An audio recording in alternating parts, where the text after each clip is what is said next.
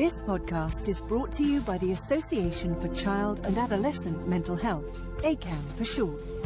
You can find more podcasts and other resources on our website, www.acamh.org,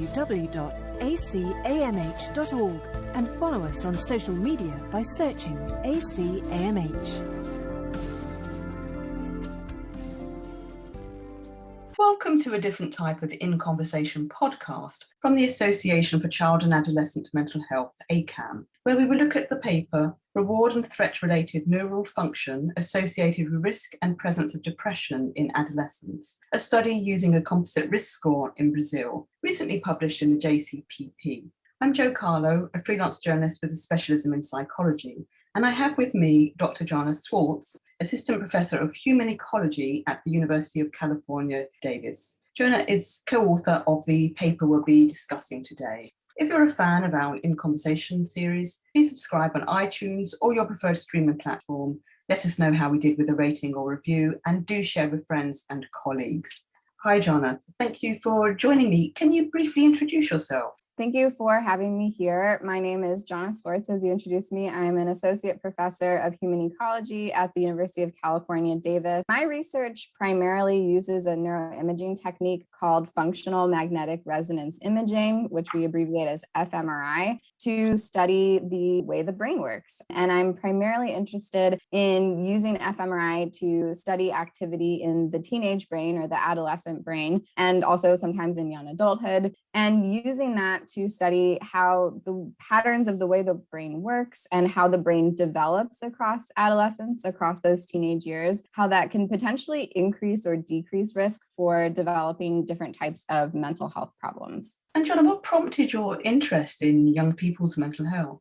So in terms of what prompted my interest in studying mental health in general, I think one of the big motivators for me and things that got me interested is just how many people in the population develop a mental health problem across the lifespan. So to just take one example of anxiety disorders, which is one of the types of mental health problems I've looked at in my research, estimates suggest that anywhere between 25 to 30% of the US population, just looking at the US, will develop an anxiety disorder at some point over their lifetime. And so if we think about that, that's more than a quarter of the population that's experiencing just this one mental health problem of anxiety disorders. And if we factor in other mental health problems like depression and substance use disorders, schizophrenia, we're really looking at a very large percentage of people who are affected by this in one way or another at some point in their lives. And so I think everybody has a personal connection in some way to mental health, whether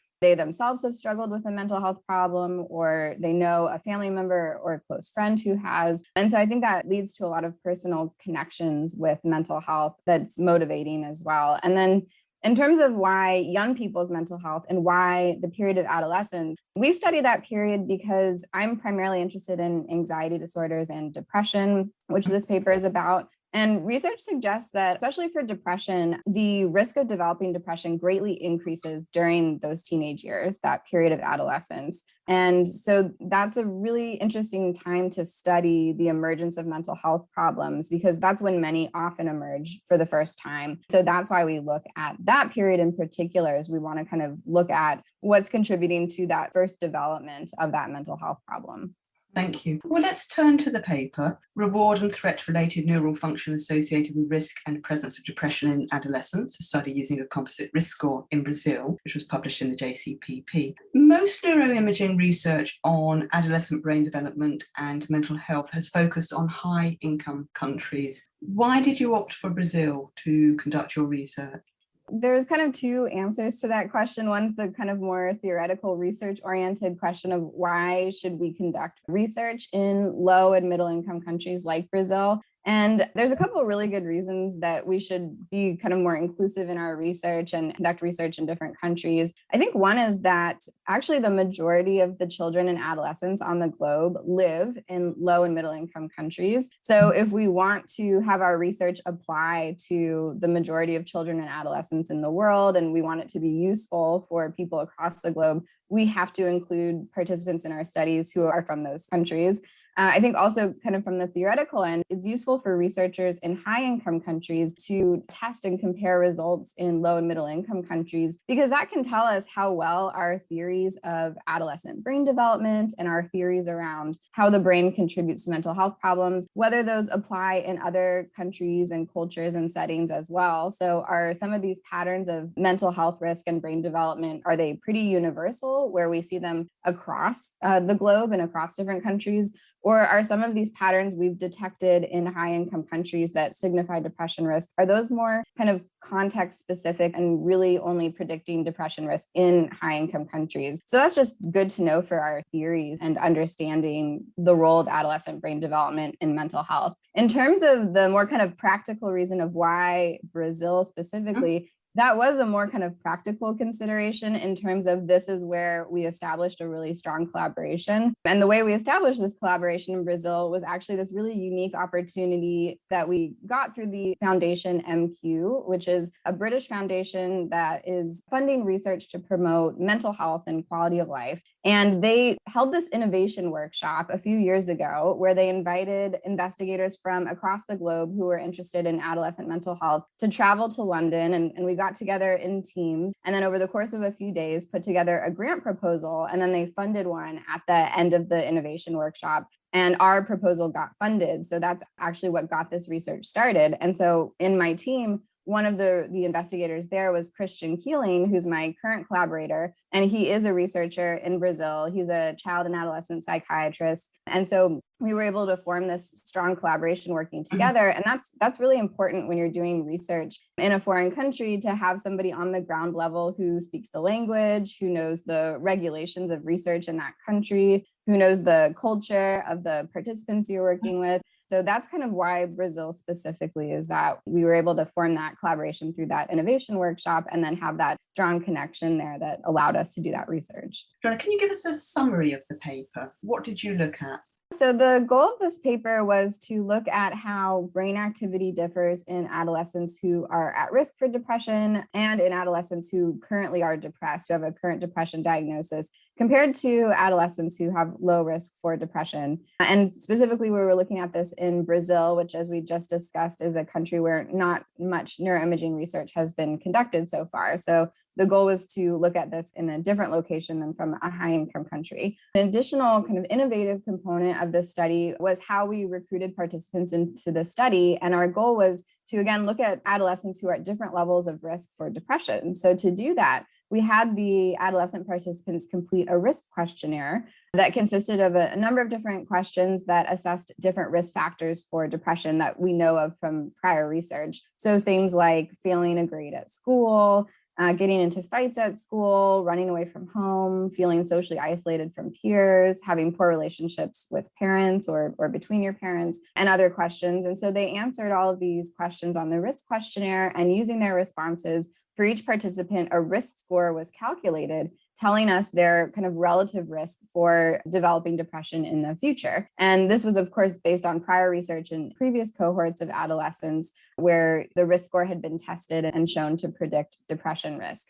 So using this risk score that we had for each participant, we recruited a group of 50 adolescents who were considered at high risk for developing depression. So they had relatively high risk scores on this risk calculator, but they were not currently depressed and had no previous history of depression. And then we recruited a group of 50 adolescents who were currently depressed and also had a pretty high risk score on this risk calculator. So they were high risk and currently had a depression diagnosis.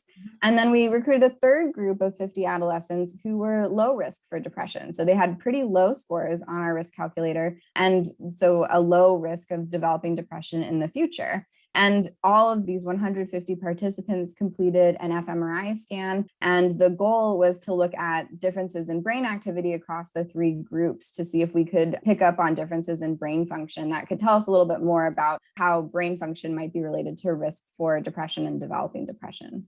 Most previous studies compare low risk versus high risk adolescents, or non-depressed versus depressed adolescents. Why was it important to study those three groups, low risk, high risk, and depressed adolescents?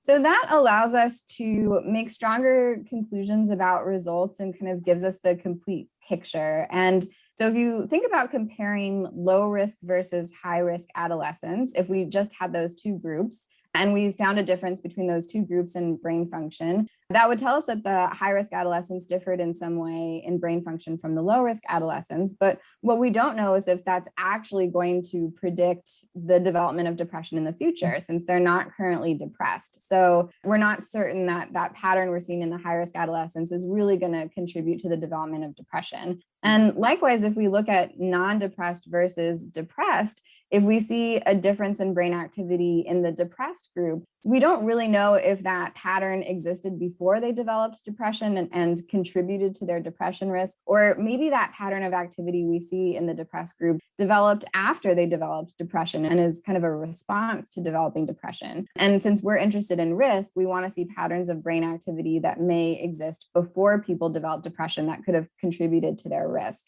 So if we get all three groups together, low risk, high risk, and depressed, and we see a difference in brain activity that is similar in our high risk and our depressed adolescents, and that differs from our low risk adolescents, that increases our confidence that that pattern of brain activity is potentially a risk factor for depression, since we see it in that high risk group, and is also contributing to the development of depression because we see it in that depressed group as well. So it just allows us to draw those stronger conclusions about the patterns of brain activity that we see.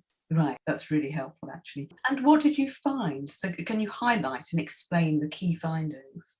There were several findings. So I think the main summary or takeaway, so one of our questions was, are we going to see the same patterns of brain activity associated with risk for depression and presence of depression in these adolescents from Brazil, as has been shown previously in fMRI research in high-income countries like the US? And the takeaway is that we did see some patterns that were similar to what have been shown in the US, and then we saw some patterns that were different.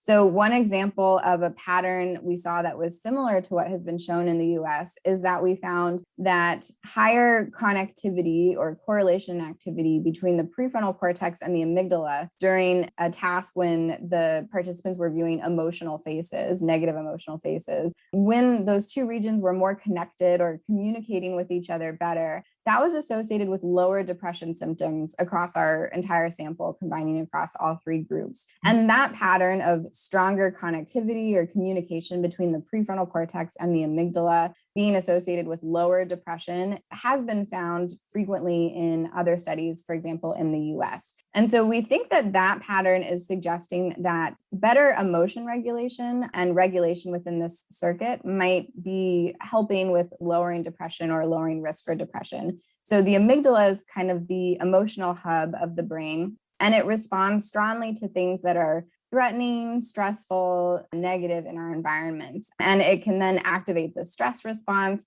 And we think one of the patterns of brain activity that contributes to risk for depression and anxiety is if the amygdala becomes overactive and it starts responding too frequently or too strongly to things that are stressful or negative in our environments. And then maybe it activates the stress response too often. The prefrontal cortex can send signals to the amygdala to regulate it or turn down that activity. So when we're actively trying to control our emotions or work through emotion regulation, prefrontal cortex can then send signals to the amygdala to lower that activity. So we think that when there's strong communication between the prefrontal cortex and the amygdala, that can help with supporting better emotion regulation, better regulation of the amygdala.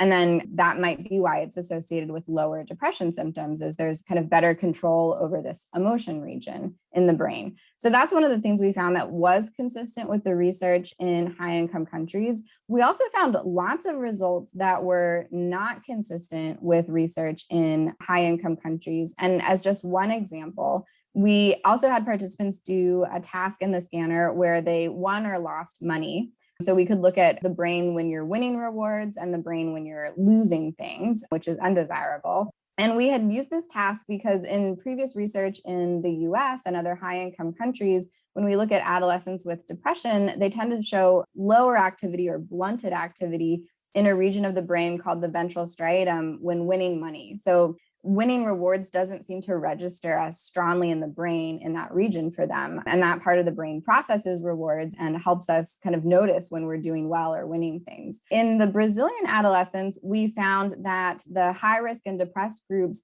showed blunted activity in the brain when winning rewards, but actually in a different region, in a part of the brain called the lateral prefrontal cortex, which is more involved in kind of our conscious decisions around motivation and rewards and what types of rewards we want to go after. So we're not certain why we saw blunted activity in different parts of the brain in our high risk and depressed adolescents in Brazil as compared to other countries. But we saw several findings like that where there were kind of differences than what had been found in previous research in high income countries. Do you have any suggestions as to how you account for the differences you've described?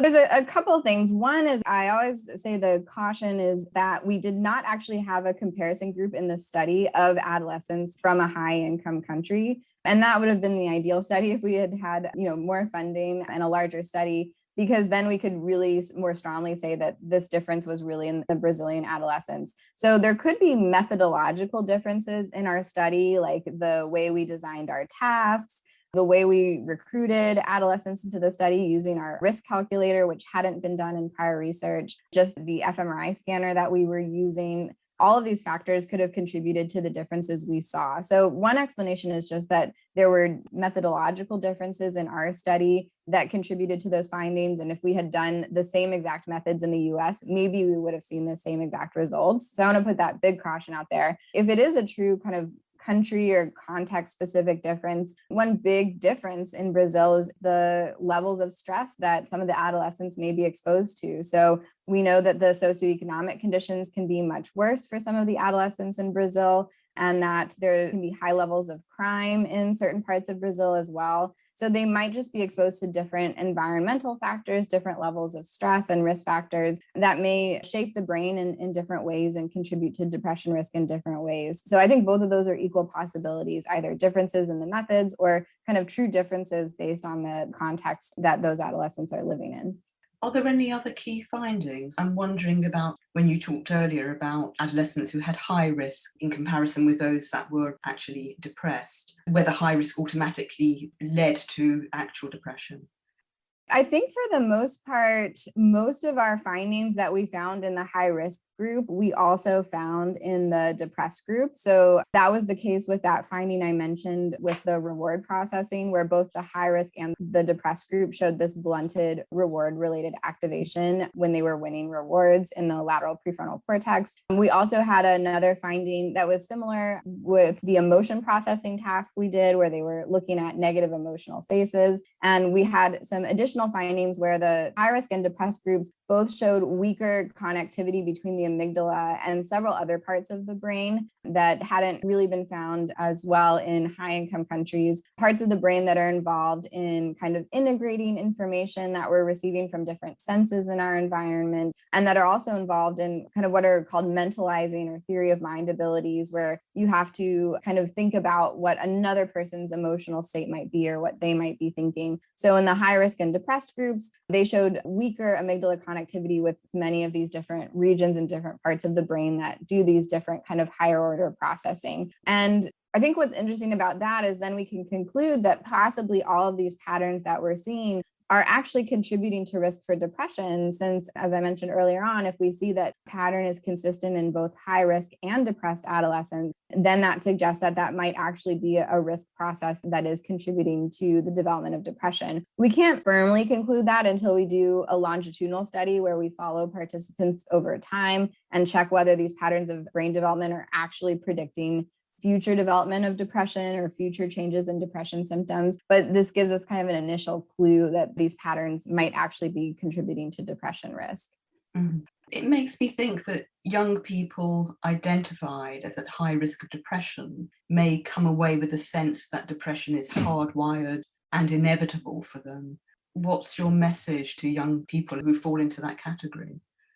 I would say the message is that Much of our neuroimaging research actually suggests the opposite, that nothing is really hardwired into the brain, and that the brain is what we call really plastic. So it's very open to influences and can change quite a bit across development, especially during the period of adolescence. It's a very plastic period where a lot of changes in the brain can occur. But even following through adulthood, we see that changes in the brain continue to occur. So what that means is that anybody can kind of change the functioning of their brain. And there are different interventions that we know work for that. So one example is research on cognitive behavioral therapy, or CBT. And there have been some neuroimaging studies that have looked at participants before going through CBT and after going through CBT. And the process of going through cognitive behavioral therapy can actually change the brain. So one example is a research study has shown that when people go through CBT, at the end, they actually have stronger connectivity between the prefrontal cortex and the amygdala, which again was a pattern we thought is associated with better emotion regulation and better ability to kind of control the stress response. So everything we're doing kind of throughout our lives and even on a day-to-day basis can shape our brain. And there's always kind of room to change the way we think and change the way our brains are wired. So I think nothing's really hardwired, especially for adolescents. That's good to know, a very hopeful message.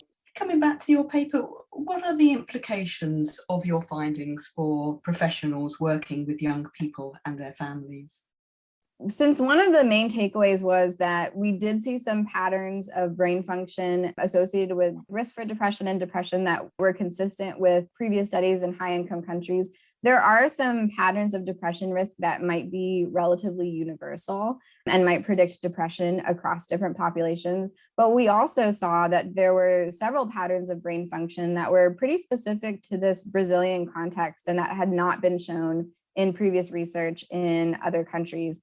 And so this probably suggests that there's a combination of kind of universal risk factors for depression and then some maybe country or culture or context specific risk factors. So I think the implications are, if you're a professional working with children or adolescents and their families, it's really important to get to know the specific population you're working with and to, as much as possible, read research in which people from your population are represented in that research so that you can be really aware of kind of what are the specific concerns and risk factors in that population and kind of target your approaches towards being sensitive to the differences that we see across different populations and cultures and contexts. Are the risk scores used in your study being adapted for use in clinical settings to help assess depression risk in young people? So that would be a long-term goal of this research. So a long-term goal would be to have these risk scores be applied in clinical or even other types of public health settings. But there's a lot more work that needs to be done first before kind of actually using them in the clinical settings. And there are other investigators in our consortium and our group that was funded by the grant that are working on some of those questions. So some of those are ethical questions. For example, some of the other investigators in our group are working on the question of kind of what are the ethics of telling an adolescent that they're at high risk for depression? Can that be stigmatizing? Can that possibly increase their risk for depression if they're being told they're at high risk? So what are the potential kind of negative consequences of using this risk score? And so we have investigators in our group who are interviewing stakeholders and parents and adolescents and teachers and mental health professionals to try to investigate the ethics of that. So that's one big question that has to be looked at thoroughly before using the risk scores. Another big question that we have to answer first before actually using these risk scores in practice is, once we identify adolescents at high risk for depression, do we have really good quality preventions and interventions that we can give to them that can help them lower their risk? Because it's not helpful to tell somebody they're at high risk for a health outcome and then not have anything they can do to help lower their risk. So that's kind of one of the other steps that researchers in our consortium are looking at, is looking at different prevention or intervention approaches and seeing if any of those would be effective for lowering depression risk if adolescents are identified as at high risk. So we have to answer these questions first of, do we actually have good preventions that will help lower risk before we'd actually use these risk scores in a clinical or applied setting. Sure. And what about you, Johnna? Are you planning some follow-up research yourself that you can reveal to us? Yes. So we are doing a longitudinal study in this sample. So as I mentioned, we need to follow up these participants over time. And so we have a new grant funded by the National Institute of Mental Health that's currently underway. So we're currently collecting data for this grant where we're taking this same sample of adolescents that we measured just at one time point in the paper we're talking about now. And we're following them up about 3 years later. And so one of our big questions is, of course, was our risk score accurate in predicting depression risk? So do we see that adolescents in the high risk group are more likely to develop depression 3 years later or show greater increases in depression symptoms compared to our low risk group? And then we're also having them do another fMRI scan so we can look at changes in the brain over time, and are there any changes in the brain over these 3 years that are correlated with increases in depression symptoms or increases in developing a diagnosis of depression? And that can, again, give us further confidence that those patterns of brain development we're seeing are actually contributing to risk for depression. So we'll be looking at that in this study that's currently underway. Great. And is there anything else that you'd like to mention that's in the pipeline for you? I just also recently received one other grant from the National Institute of Mental Health that will fund research in California, kind of closer to the area where I'm located. And that's actually another longitudinal follow-up in a different sample of children who were followed from the age of 10. They were all Mexican origin children in the kind of area in California around where we're located. And they've been followed over time. And so we're planning to do another follow-up data collection when they're at the age of 25 currently. So followed from the age of 10 all the way through the age of 25. And we'll be looking at the development of depression, also different physical health problems and how that might be related to the development of depression. And then importantly, looking at different protective factors that might protect against risk for depression for some of the individuals in our study to help identify what are those things we could improve on or have more of in adolescents and young adults' lives that might help protect them from developing depression. So that grant just started and that project is also currently in the works. Great, excellent. And finally, what's your takeaway message for those listening to our conversation? I think the takeaway message is just on the importance of considering mental health across the globe, and that adolescent mental health is something that we should really focus on with our funding and our research. And I think if anything, the pandemic has taught us how important mental health is for our day-to-day function and how disrupted things can be when we're not functioning well with our mental health. And so encouraging more funding, more research, and greater improvements in our treatments and interventions for mental health, since adolescents are going to be our next generation of leaders. And so we want to kind of give them the best we can and promote their mental health the best we can, especially in a stressful time like the time we're living in now. Brilliant, Johnna. Thank you so much. For more details on Dr. Johnna Swartz, please visit the ACAM website, www.acam.org, and Twitter @ACAM. ACAM is spelled ACAMH. And don't forget to follow us on iTunes or your preferred streaming platform. Let us know if you enjoyed the podcast with a rating or review, and do share with friends and colleagues. This podcast was brought to you by the Association for Child and Adolescent Mental Health, ACAM for short.